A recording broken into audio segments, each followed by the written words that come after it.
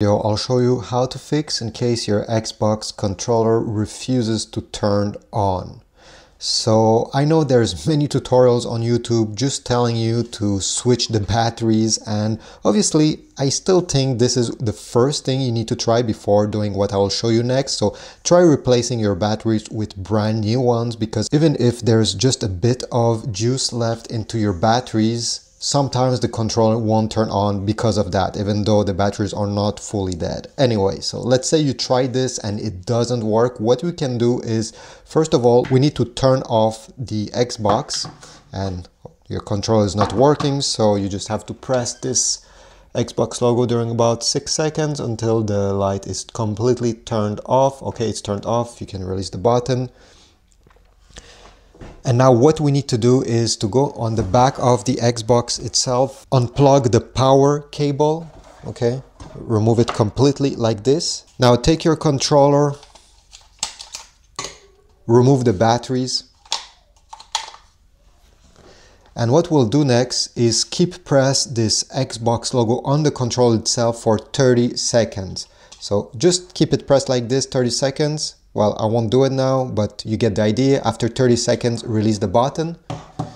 And do the same with the button on the Xbox console itself. Press it 30 seconds. I know it's not connected to any power. This is normal. Okay, so just do it. After 30 seconds, release the button. Now it's time to put back the batteries inside of the controller. And wait about 5 minutes before plugging back the console to the power source. So after 5 minutes, okay, connect it. And now we have to launch the Xbox with the controller itself. So press this Xbox logo, wait a bit.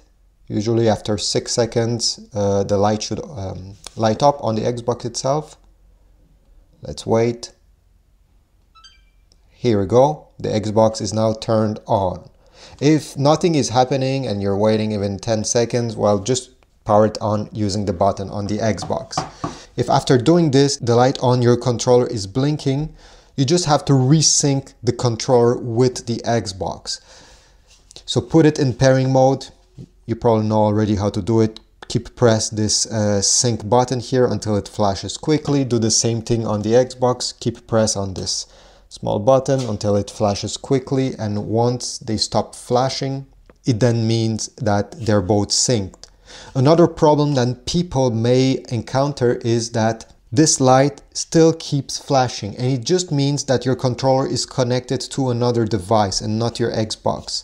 So because this can be connected to your iPad, to your iPhone, or maybe another Xbox as well. So you just have to double click this sync button like this.